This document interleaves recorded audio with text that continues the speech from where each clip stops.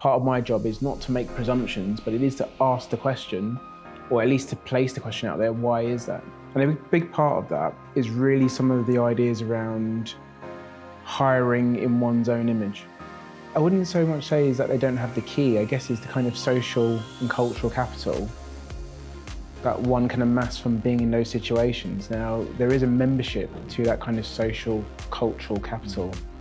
I think the social and kind of human mechanism at play is an intrinsic one. And there are reasons intrinsically why somebody is motivated to want to help someone.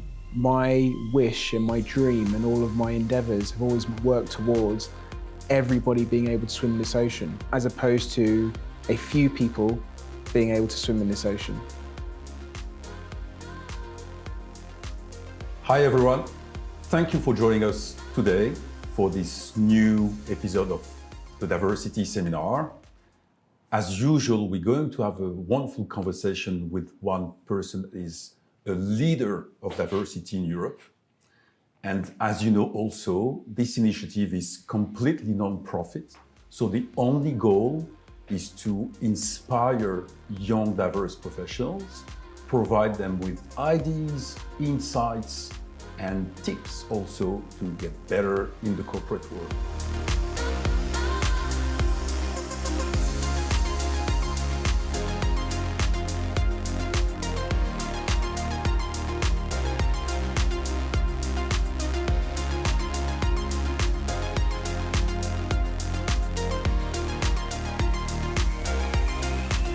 So I've been in the corporate world for 35 years in executive positions, worked across Europe, traveled extensively across Europe, worked with many teams across Europe, met many companies across Europe. And so I decided to have those interviews with persons that really have an impact on the diversity topic in Europe. 1 year ago, I started this initiative and I met amazing CEOs, and you've seen the previous podcast with amazing CEOs, leaders of diversity in Europe. But I thought it would be interesting to step back and think of what is happening, what are the structural things happening in the corporate world, and what is happening in society when it comes to diversity in the corporate world. And so I asked many leaders, who can I meet to have a conversation about what's happening in society when it comes to diversity. And they all mentioned to me, you must meet a wonderful scholar from Cambridge named Jason. So I was introduced to Jason and he immediately accepted. And so today I'm so glad and so honored to have this time with Jason Arday. So Jason, thank you so much for your time today. I really appreciate that. No, not at all, Max. It's such a privilege to be here. And thank you so much for having me here. So Jason, just to introduce quickly, because you have a pretty incredible story, I'll ask you maybe to share with us in a few minutes a bit about your personal story. But for now, you're one of the youngest professor at Oxbridge. You have a chair of sociology in Cambridge, if I understand well. Yes, you do. And you're very specialized about everything that relates to sociology when it comes to ethnicity, race, when it comes to education, when it comes to mental health, when it comes also to social origin. Is that correct? Yeah, that's pretty much the nail on the head, Max. So a lot of the work I do is really through an intersectional lens, which kind of covers the gambit of areas in terms of understanding some of the kind of complexities of race and racism across several different intersects like class, gender, sexuality, disability, etc. So that's a lot of what I do, and to really kind of make some sense around how we can disrupt some of those systemic and institutional problems, and recommendations for how we can move forward as a collective society. Fantastic.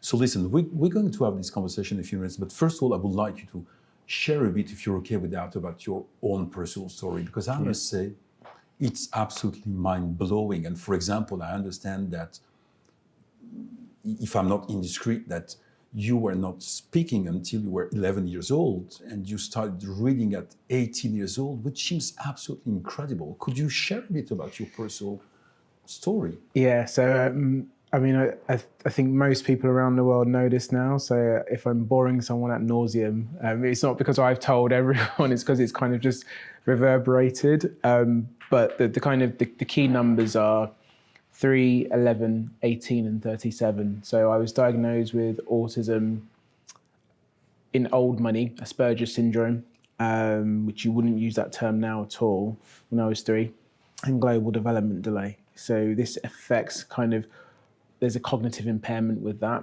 which means that when you're supposed to approach certain milestones cognitively, in those days, they kind of encapsulated it by saying intellectually, you didn't reach those milestones. As a consequence, I couldn't speak until I was 11, which to me wasn't a disadvantage in the way people may think. So when people think of disability, they often think through the medical model of disability, which is disabling, and I guess the social model of disability really focuses on the ability aspect. So I never, and this is thanks to my mum, by the way, so I never, there wasn't a sense of feeling like I was at a disadvantage, because it allowed me to observe human beings in quite a fortunate way. The stillness of speech, the paralysis of speech in some respects, you get to observe human beings and those interactions. And it's probably not a coincidence that of all the things I ended up doing, I effectively talk for a living. So if ever there was an irony, that would be it. And when I was 18, I learned to read and write, because as a consequence of the global development delay, a lot of those processes meant that I was able to kind of make sense of those things a lot later than I should have done, which is quite normal for people with global development delay. From 18, I learned to read and write. I was very fortunate that, all the kind of cogs came together, and I was able to kind of make sense, or the early embers of making sense of being able to read and write. And that was obviously I was flanked by a fantastic tutor I had at college at the time called Sandro Sandri, this kind of crazy Italian Brazilian who took me under his wing and really kind of propelled my learning in that area. And then I guess the kind of numbers of more consequence is probably 37. So I became a professor at Cambridge when I was 37, but I actually got my first professorship when I was 35. So that was when I was at University of Glasgow, and at that point it made me the youngest professor in the UK. And then I was very fortunate that the rest happened, and I guess that's history. So everyone knows how that turned out. But I think, look, all that glitters is not gold, and I think sometimes what people see is the veneer of the end product. There's a lot of things that happen in between, and that happen along the journey.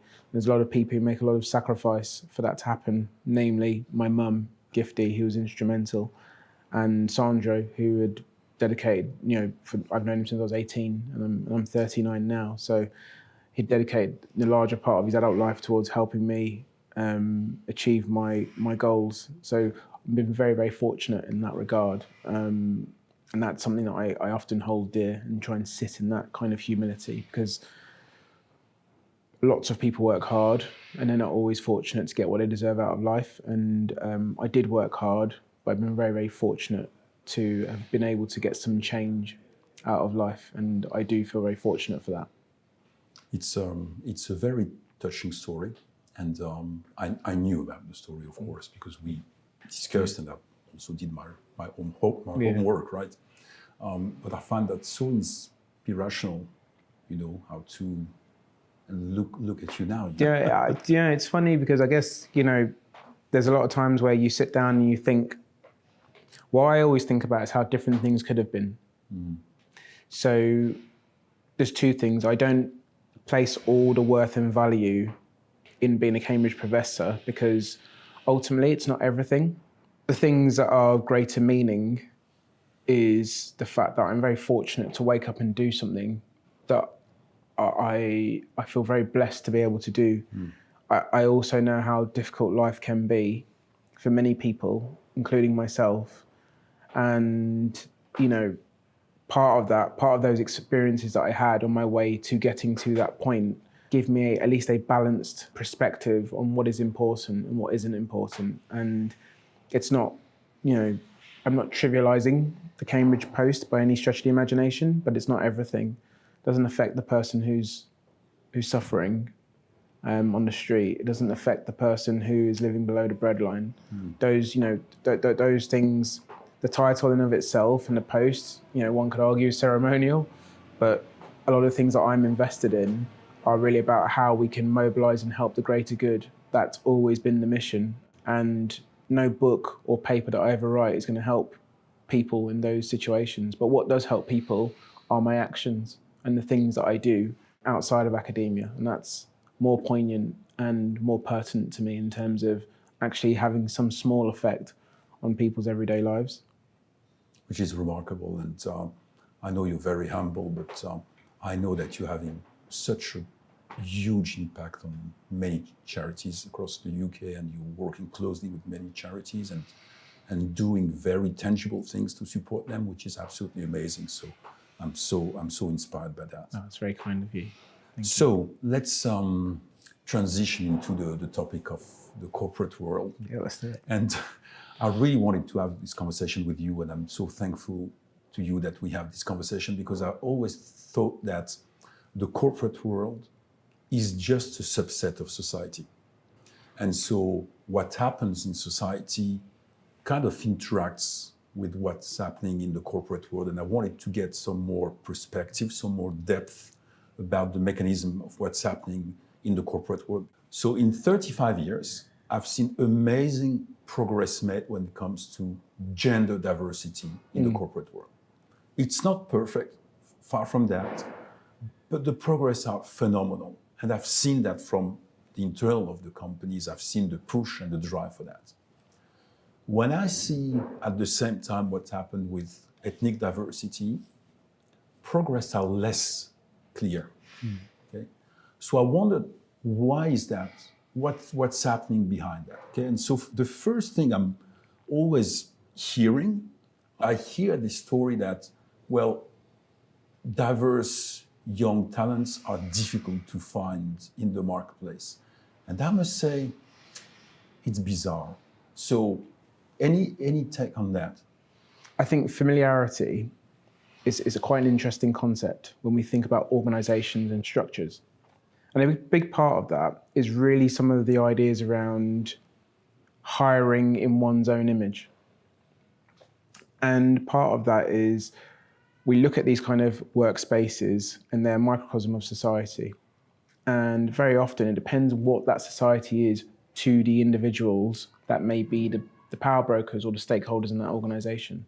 Now, if those individuals are exposed to diverse ranges of people, that in a sense pricks something in one's conscience to think about how useful will a diverse workforce be. If individuals aren't exposed to that, and by proxy their world is quite narrow in that sense, it can limit the range of people that they bring into those organizations, which is why you can have these homogeneous organizations which have, which are predominantly white, if we're talking about huge executive companies. And in terms of thinking about that opportunity, it tends to often be reactive in response to a particular phenomena. So let's take the most recent vintage, Black Lives Matter movement in 2020. There was a huge kind of rearguard action and response by organizations to think about how they diversify things. But what's been interesting about that is we're kind of 4 years away from that. And actually a lot of those organizations have slipped back into patterns of replicating that familiarity in terms of the types of people they have in those organizations. So I do think it's an interesting phenomena, because the truth is there has to be an appetite to want to diversify and to want to change. And I guess the question that I would place at the center of this discussion would be, do those individuals have that appetite to want to do that? Because familiarity and unconscious biases, they do play a huge part in recruitment and recruiting processes, and the types of individuals that are afforded such opportunities. So when we kind of look across the intersection and we look at where advancements have been made, so we spoke about gender, but when we talk about gender, let's be really, really specific. What types of individuals are being given those opportunities, because I think I could make a reasonably educated argument that it isn't women of colour, to be honest. And I don't say that without any hesitation. I say that because I'm always mindful of the kind of backlash that people have towards hearing these things. But it's very important not to caveat these things, not to kind of provide an and, just to say what the situation is, which is that, you know, if we're talking about gender advancement as just one example, you know, who has benefited from that gender advancement? And so the question, in some respects, it's an open question. It's not a rhetorical question. It's an open question, because you almost want people to fill the blanks with that, you know, in the sense that your eyes don't lie to you. So if my eyes are lying to me, then I would like someone to provide me with what the truth is, because I don't think my eyes lie to me. So I can, as an observational exercise, given that I had 11 years to just observe human beings without speech, I think I'm well informed. I'm informed enough to be able to make that assessment. And I think it is interesting that we don't see, there is an absence of diversification in large organizations.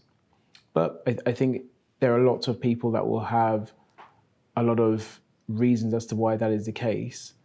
And sometimes those reasons don't actually deal with the crux of the problem. And the crux of the problem is, why is there an absence of diversity in organizations?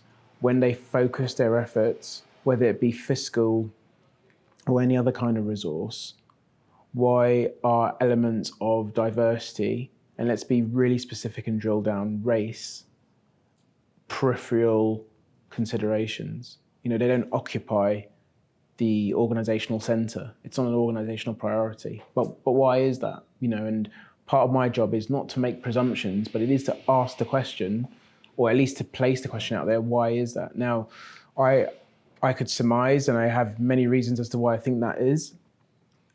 But again, it comes down to this idea of familiarity.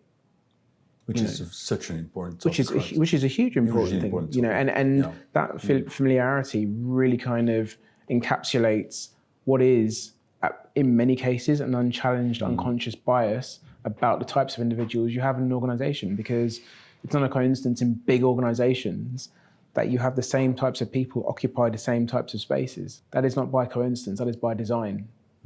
But what I do believe is that you can unconsciously unpack that by design aspect of one's psyche and get them to think in more broader terms about why it's important to have diversity in an organization, not just within the context of race, but across to the intersection more broadly. Totally. And you know, it's fascinating what you're saying here, because first of all, I absolutely do not buy the idea that we can't find talents out there. Yeah. I absolutely do not buy that. There's so many wonderful talents from very various type of diversities out there, and they are so capable, and they just want to succeed, and they just want to contribute to society and to corporations. So I just don't buy that. And then there's something very interesting that I've noticed, is that, in fact, companies tried to bring some diversity, and sometimes succeed, sometimes succeed less, but they tried. And what is very interesting is that when I think of ethnic diversity, typically, there's a wave of more professionals joining corporations, which is good, but they tend to stay at the lowest level of the companies, okay? So when I was looking at first-line managers, second-line managers, there were way less of ethnically diverse professionals. When I was looking at applied management, very seldom. And when I was looking at GM roles, ex-committee roles, or even CEO's role, then literally none. And so it's a bit bizarre and also interesting, right, to have this situation. Does it relate also to familiarity, or is there something else happening here? I think, again, it comes back to this word of familiarity and design. You know, why are those individuals of Black and ethnic minority backgrounds, why do they reside in the lower echelons and chambers of an organization? I think the counter to that argument is always this idea around a lack of ambition. So there's always this thing that black and ethnic minority people, they lack ambition. And obviously I completely do not subscribe to that. I think there are also not clear pathways for black and ethnic minority people to progress in organisations, because in many respects, the progression opportunities are few and far between. And there is also this positioning of particular groups of people not being capable or not being seen as capable by organisations. And it is problematic because, again, it goes back to this familiarity of what is, how do we define excellence? How do we define kind of career progression? And what does that look like for particular groups of individuals? And I think that because there isn't a firm blueprint for black and ethnic minority people, and just generally speaking, in most organisations, it makes it very hard for them to traverse and understand the rules of engagement, because the rules of engagement in some respects are like shifting sands. There's a turbulence there in that they change very frequently for black and ethnic minority people in a way that they don't for other ethnic groups. That's so interesting. And I'm thinking here that on the topic of ambition, for example, that you mentioned, so I worked with many young professionals of all ethnicities. And I've mentored 40 young, talented professionals from ethnic minorities. I've never ever seen them lacking ambition. Never. They all have tons of ambition. They all want to succeed. And they can be black, they can be Arabs, they can be Asians, they can be Indians, whatever, okay? They all want to succeed. They all want, to impact, have a great career, and I've never noticed a lack of ambition. But what I've noticed in the corporate world is that quite often young professionals from diverse origin, and by the way, the social origin plays a very powerful component into that too, so it can be across the notion of all other diversities, right? But what I've noticed is that a lot of young professionals, they don't really feel comfortable. It feels like they don't have the understanding, or they don't have the keys to operate in this environment, and they don't feel really comfortable. Is there a reason for that? Do you see an analysis behind that? Yeah, I mean, I wouldn't so much say is that they don't have the key. I guess it's the kind of social and cultural capital that one can amass from being in those situations. Now, there is a membership to that kind of social, cultural capital. Something as simple as being invited to events outside of work. Which types of people are invited to those events? That there are exclusionary processes that happen in organizations, which mean that the access to capital and to information that helps a person traverse an organization or advance an organization, that there's an exclusivity to that club. There's an exclusivity to the individuals who are able to gain membership and access to this information. There's an invisible subscription that people pay. And very often that subscription isn't offered in a compulsory or voluntary way. That it's given to a particular type of individual, a particular type of person. And seldom is that a black or an ethnic minority person. And so very often they're foraging and trying to find a way to mobilize themselves in those organizations. But it becomes very difficult without a compass. And I guess in these organizations, what people of color are very often not given is a compass to navigate these organizations, in comparison to their white counterparts who are often given the compasses to be able to navigate these organizations. And when you mentioned blueprint, could you forge a bit on that? What the blueprint could look like? What are the key components of the blueprint? Yeah, I mean, if we was going to kind of use it as a kind of translatable kind of context across any organization, when I talk about the term blueprint, it's almost like an ingredient. It's almost like a set of ingredients. So how do you bake a cake? I want to know that when I bake a cake, I can take that recipe and I can do this thing, 100 times, And yeah, the cake might not turn out the same, but the fundamental principles are there. You know, I do this, I do this, I do this, I do this, I have a cake, voila. And I guess what I'm saying is that those set of ingredients, they change, they're very interchangeable when it comes to people of color trying to bake a cake. So that cake might be my professional career. And I kind of want to know that it's going to look the same as my white counterpart. But because of those intersectional variables that are at play, it's not likely that that will be the case. And so when we talk about this roadmap, it's a case of the idea of meritocracy is it's great in theory, but in actual practice, it falls time and time and time again, because meritocracy in itself is not equal.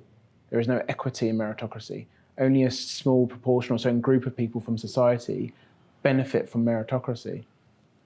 When you bring in those other intersectional factors, a lot of people don't benefit from meritocracy. And in terms of that roadmap, what I want to know is if, let's just say, any individual that wanted to become a CEO of a company, what is the blueprint to doing that? What do I have to do in an organization to ascend to the top? And I'm not saying that it should be straightforward, but there should be a pretty consistent roadmap in terms of you do this, you do this, you do this, you do this, and you might be lucky.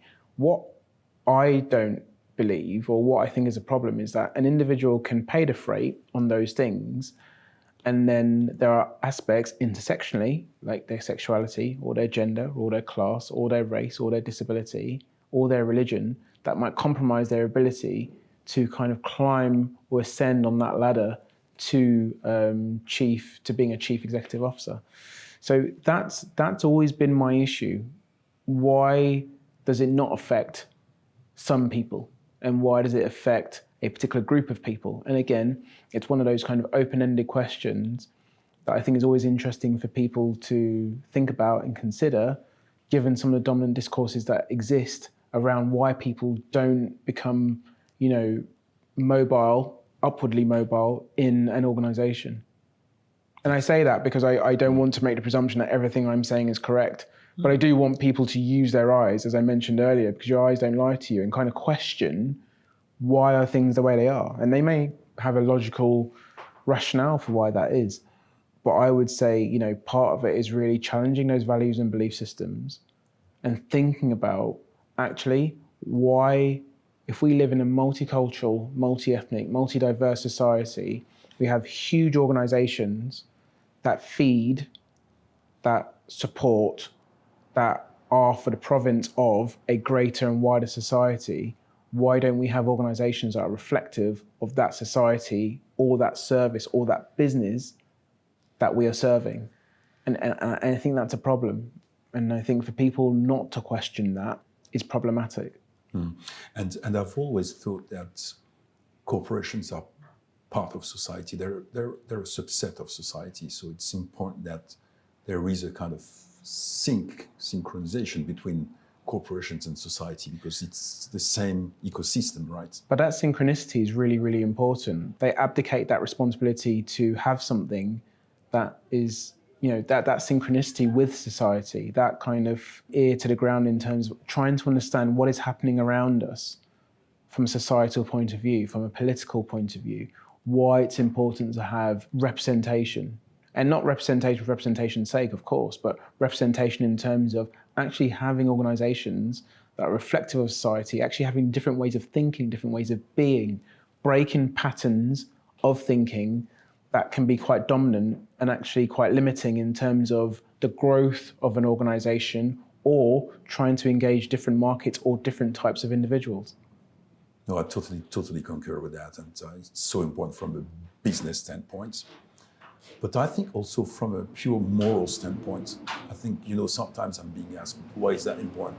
And I just answer, you know what? Because it's just the right thing to do. Yeah. Period. Okay. Yes. And then, of course, there are so many different aspects behind that. So what really surprised me is when I was, leading large organizations or mentoring young people, I've noticed that the social factor, the social origin is in fact very crucial. And so let me give you one example. So for example, I remember I mentored a young Black female very talented, and she came from a very privileged background. Okay, so she was raised in a very stable, good family, loving family. She went to the best school, the best unis. And it felt to me that she didn't have most of the issues of problems I was seeing with my other mentees who didn't have those type of environment. Sure. And the reverse, when I mentored young white professionals, when they were coming from an underprivileged social background, they tended to have the same issues than the person of colors coming from an underprivileged background, which really surprised me. So it seems to me that there is also a social pattern at play here. Is that correct?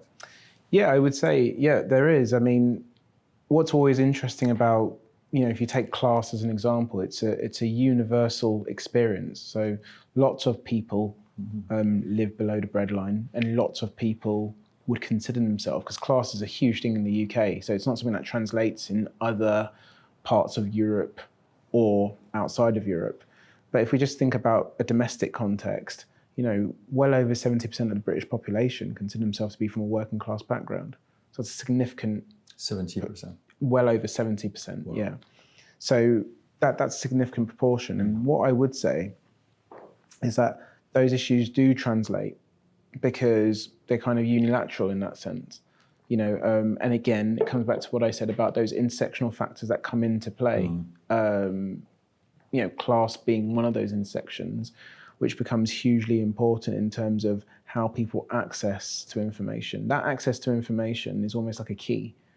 And it can be determined by where you are in terms of the types of capital you have. So when you spoke about the black young woman that you mentored who, was privately educated, had a really good education, was from a really affluent family, that affluence, that kind of privilege, it does provide a segue and opportunities into spaces that otherwise somebody who doesn't have that type of social capital or economic capital would otherwise have.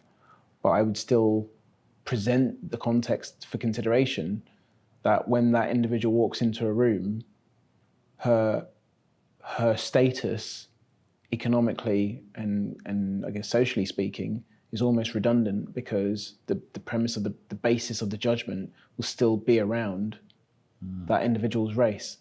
And regardless of how much money someone has or doesn't have, or whatever kind of social disposition they may be from in terms of class, or where they are on the kind of ladder of social and class stratification, it doesn't make any difference in that sense, because of how prominent aspects of racial discrimination are.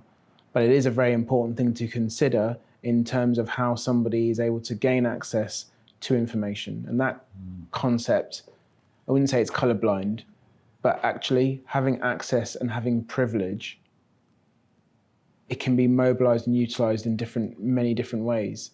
And I guess those who are fortunate to have it, it's about those individuals recognizing that and recognizing some of the advantages that it affords them in terms of being able to be socially mobile, like the individual you described. That's so interesting. So let me ask you a completely different question. So you mentioned that at the very beginning, you mentioned that you were helped at moment of your life. And if I think of that, I've been really helped too. And if I think of the corporate world, I've been tremendously helped by senior leaders that most of the time, nearly always were white men, sometimes white women. And I've seen in the corporate world, I've seen people, powerful people helping young, diverse professionals. Could be gender, could be social origin, could be ethnicity, whatever, whatever. Okay, I've seen really people stepping in to help, but a kind of an individual, base on someone is helping someone. Okay, and again, I would love to know what are your thoughts about that? What's the social human mechanism at play here? I think the social and kind of human mechanism at play is an intrinsic one. So there are reasons why someone might extrinsically want to help someone, which are often material. And there are reasons intrinsically why somebody is motivated to want to help someone. And, there are people who are very fortunate to meet people who are intrinsically motivated to want to mentor and support someone. You've mentored and supported many people in your career, and I'm sure there was no reward for that. I'm sure you did it because it came from this place of actually, I want to give something back. This intervention now is really about you wanting to give something back. That's an intrinsic motivation. It's non-profit. It's all of those things. And I think a big part of it is it's from within.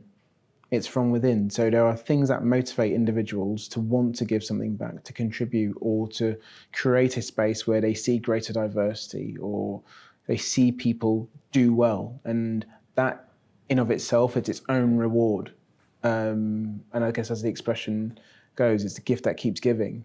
I guess the most important thing is kind of some of the seeds you plant in someone else. How are they watered, how are they nourished? Because fundamentally, whatever you've done for that individual, you want that individual to go and do for someone else. So you want it to continue to be kept being played forward. And I was very fortunate in terms of the person I had mentor me, who was instrumental in that. And their big thing was, look, I don't need any fancy gifts. I don't need any big thanks. But what I do really need from you is whatever I've done for you, I need you to do the same for someone else. I need you to mobilize that, capitalize on it, and move it forward, give it to someone else. Mm-hmm. And I often use this as an example because I do actually genuinely believe this, but I believe the greatest sporting franchise ever are the New Zealand All Blacks. And they have a particular turn of phrase, and Maori people and kind of Polynesian and Pacific Island people, that they're quite remarkable in terms of how they connect with kind of the earth, their ancestry, and all of these types of things. And kind of built within their ancestry, which is replicated in this amazing, formidable black jersey, is that the jersey doesn't belong to you. Your job is to take this jersey and to put it in a better condition than you found it. So if Max held a jersey for a period of time, the idea is that you leave it in as great a condition as you can find it for the next person to come and take up the mantle and move that jersey on. So the jersey doesn't belong to you. And I guess it's recognizing this sense of being able to, or understanding that at some point, I will relinquish this jersey, but I want to leave it in as good a state as possible. If I was running a relay race, and I want to make sure that I've put the person who's going to be in front of me in the best position forward to drive that home. And I think there's nothing that embodies that better than the All Blacks jersey. But a big part of that is that is a culture that is used a lot in terms of mentoring. It's about giving someone this knowledge that you've learned, you've acquired. You can't read it in a book, you can't pick it up anywhere. It's just this kind of tacit knowledge that one gains through experience, through touch and feel. And they're able to make sense of the world around them. And it's the kind of almost internal wisdom that you pass on. It's a gift, you pass it on to someone else. And, the part of an ongoing gift is that the individual who is the inhabitant or the recipient of that gift, they then are able to give it on. But by the time they give it on, they will have acquired their own wisdoms and their own knowledges. And so it kind of builds and it builds and it builds. And I don't know where it stops, but it's not supposed to stop. But that's what I mean. It's something intrinsic. It's something deep within. Mm. There are very few people I have met in my life, if any, who engage in mentoring as a process or supporting the advancement of individuals for extrinsic gain. It's always something internal within. That's my belief anyway. No, that resonates with me, and I find that very powerful and very beautiful, by the way, what you're saying here. And so, quite recently, I've heard about a concept that really surprised me, like deeply surprised me. Mm. So we all know in the corporate world the notion of the glass ceiling. Okay, we all know about that. We all know what it is, and I think women demonstrated that. Thanks God they can break the glass ceiling. Mm. We would like probably more, but they're doing that and they've done that. And when it comes to, of course, other type of diversities, we would like to see them breaking also the glass ceiling. Okay, we know that. But the concepts I discovered quite recently and that really surprised me is the notion of glass cliff. And I must say, I had never heard about that. So if I understand well, the idea is that especially people from minorities, when they come in position of power or large responsibilities within the corporations will tend to give them super complex roles where they could fail, or they have to completely, recover a badly compromised situation. Okay, and so I was very surprised when I heard that, and I counted the roles I've had throughout my careers and which ones were falling into this category of super dangerous roles, recovering of business units, of businesses, blah, blah. And I would say I was completely shocked. 70%. Wow. 70% of my roles have been in those categories. And so I thought, wow, that is crazy. So what's at play here from your sociological perspective? I mean, there's two things. There's an abdication of responsibility and creating a situation, because when we talk about people shattering the glass ceiling, it's very important to kind of remember there are some people who are allowed to be unapologetically themselves in being able to do that. They're not encumbered in any way. There is not a deficit equation or approach applied to their capabilities or their abilities. So when we talk about shattering the glass ceiling, it's like, okay, well, if you're allowed to entirely be yourself, then I think a lot of people can shatter glass ceilings when they're allowed to do that. My belief is that actually a lot of people are not able to be themselves entirely. And a lot of that is because of the discriminations that exist in the workplace. So there are things that they have to think about: the way they dress, the way they conduct themselves, the way they speak, their image, the way all of these kind of things, which, are stress in itself, never mind doing the job. And then you get this kind of situation where there are opportunities that are kind of, vast in terms of, again, that blueprint. Where can, people go in an organization?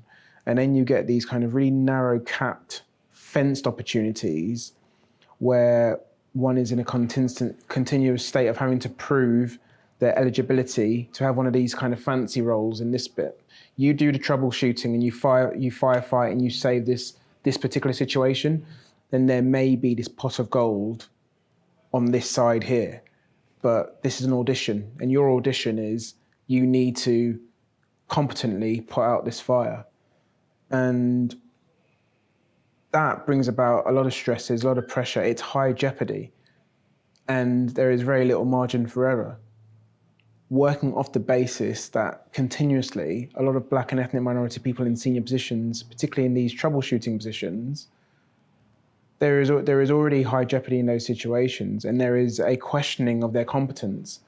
It's almost kind of throwing them in the deep sea and kind of seeing if they can survive without a life jacket, and they're somehow supposed to find their way to shore without a life jacket, oxygen, any aid or assistance. And if you somehow manage to find yourself at the shore, you've been swept to the shore by some miracle, then you've passed the test. But this is the thing. What ends up happening is then you are perceived as someone, no, they've done that. They've done it. They've done that. Okay, so do you know what? We know that they're reliable. We can put them back in that situation because the rules of engagement change, and they do change for people of colour. So that pot of gold that's promised on that side, actually, no, what you've actually done is prove you are capable of troubleshooting. So your wings are clipped, you're seen as the troubleshooter. And the minute you could be perfect for 99% of the time, the one time you falter is the one time you'll be judged as being not as competent, inadequate, not as good. You don't have, then that deficit thinking starts coming in. They can't do it. They can't do it. You give them these positions and they struggle to do it. But the truth is, very often in those positions, most people in those positions have very little resource or support around them to be able to effectively do those jobs. And it's not like they're jobs that, people are jumping towards doing. but it's almost like that is your audition. You want to be part of this club here, this is how you need to audition. And very often it is Black and ethnic minority people that are placed in those really volatile, turbulent situations. One, always terminal situations, and two, they're hugely unstable. They're hugely unstable. So, if we're talking about equity and fairness and giving someone an opportunity to thrive, I think there's a big difference between thriving in an organization and surviving in an organization. And I think very often individuals in those posts, they're surviving. And what people don't always consider is the compromise psychologically, physically, and mentally. And how much is that pot of gold worth if one has to compromise those salient elements that are hugely important in terms of just an individual surviving the everyday throes of life. And so that there is a deep inequity there because it's a one-time, one-take audition. And it's like, right, there's your audition, go.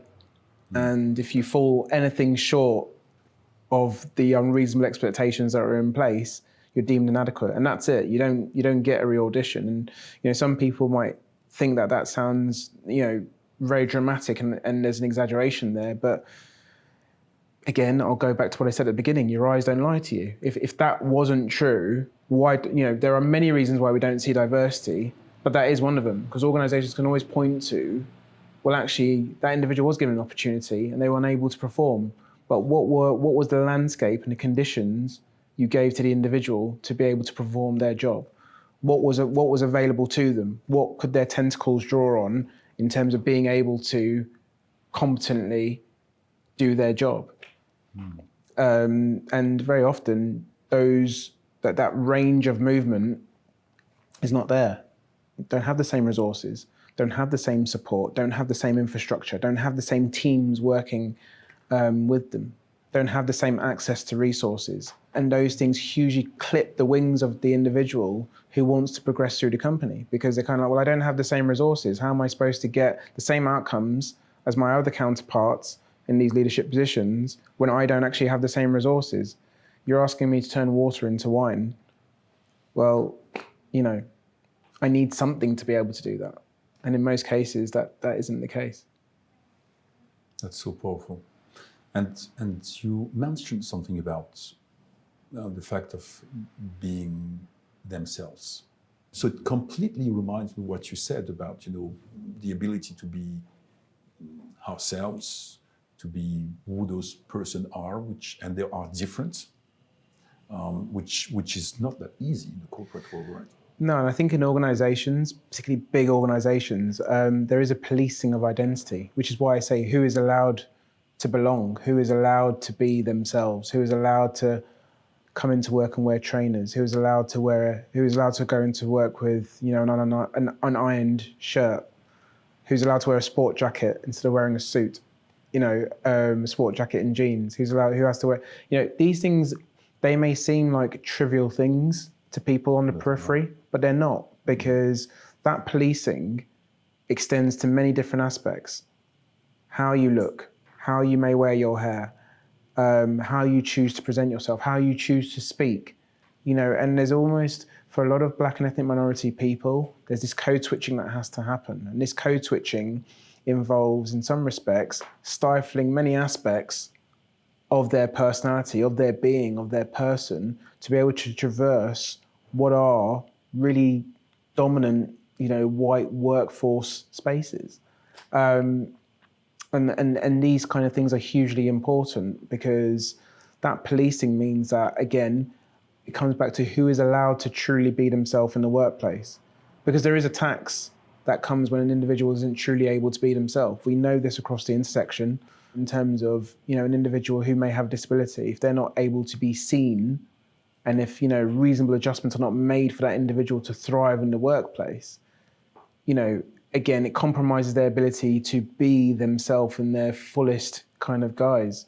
And these types of things are really, really important. Who is allowed to be? Who is allowed to be unpoliced?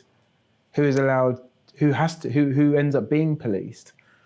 And that kind of surveillance, it's problematic and it's difficult, particularly when you have individuals who are encouraging someone to change how they are to assimilate. And when we talk about assimilation, what kind of assimilation are we talking about? We're talking about assimilating to appear more palatable. And then you kind of drift into the realms of the palatable individual, the palatable black, And I say that, and it's not to say that black people, should be seen in this homogenous way, but it's just the idea that I could tell somebody, I think you need to dress more like this, or I think you need to look more like this. I don't think, regardless of race, actually, I don't think anybody should be able to do that to anyone. I think people should be able to be the truest forms of themselves.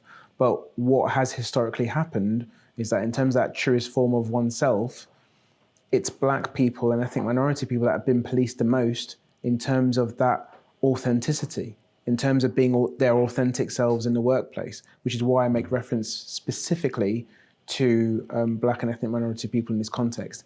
But again, it's a concept that goes across the intersection and can apply to aspects of sexuality, gender, race, disability, religion, etc. Wow. So we have some work to do. We do, but it's incumbent upon all of us to do that work. I think all too often, a lot of this work actually falls to women, and in particular women of colour, to mobilise initiatives around diversity in the workplace, particularly women of colour, and it's often unremunerated and unrecognised. So I think it's incumbent on all of us to be invested in this charge and thinking about how we disrupt, dismantle, interrogate these spaces, because it's to all our benefit. We all benefit from greater equality and diversity in the workplace. Everybody's a beneficiary of that. And I've seen some initiatives in some companies that I find absolutely awesome. So for example, they completely reviewed the hiring or sourcing process. Started, for example, to work on CVs without names, without address, things like that, just to make it more equal. Or even introducing during the interview loop, members of the companies that were themselves from minorities or things like that, to create this connection. And they're doing, those small things that trying to improve the reality of the corporations. Yeah, and look, I'm of the firm belief that tiny drops make a mighty ocean. All those little drops make a huge ocean. And my wish and my dream and all of my endeavors have always worked towards everybody being able to swim in this ocean with life jackets, as opposed to a few people being able to swim in this ocean. And so those tiny drops that, everybody contributes to creates this mighty ocean for everyone to feel like they can flourish and for people to not feel like they're just about keeping their head above water and they're, in some cases drowning. You want everybody to be kind of treading water pretty comfortably. Totally. And if they need a life jacket, it's there, but actually they're treading and they're absolutely fine. But you want everybody to have that experience. And that's where my endeavors have always been driven towards, as are yours. You want everybody to have that experience. Totally. That is equality, that is equity, that is diversity. Totally. Jason, we're getting closer to the end of this podcast. I would like to ask you a last question. So, societies are what they are, corporations are what they are, and there's a lot of beautiful and powerful and wonderful things in societies and in corporations. Lots of wonderful things, and I've been inside that world. I've benefited from that, so I know how, powerful and fulfilling it could be also. Yeah. So if you were in front of a young professional from diverse origin, and you were to give one or two key advice to this person to thrive and to really be succccessful in the corporate world, and I know you're not in the corporate world, but I would love to hear what would be your piece of advice.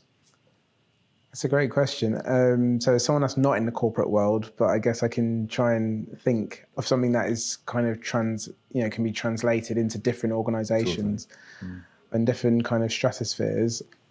I think the most important thing is to try and be as true to yourself as possible.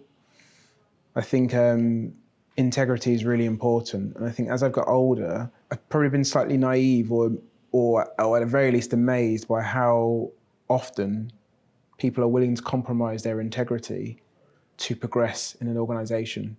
But my belief is that once you've done it once, you'll do it again and again.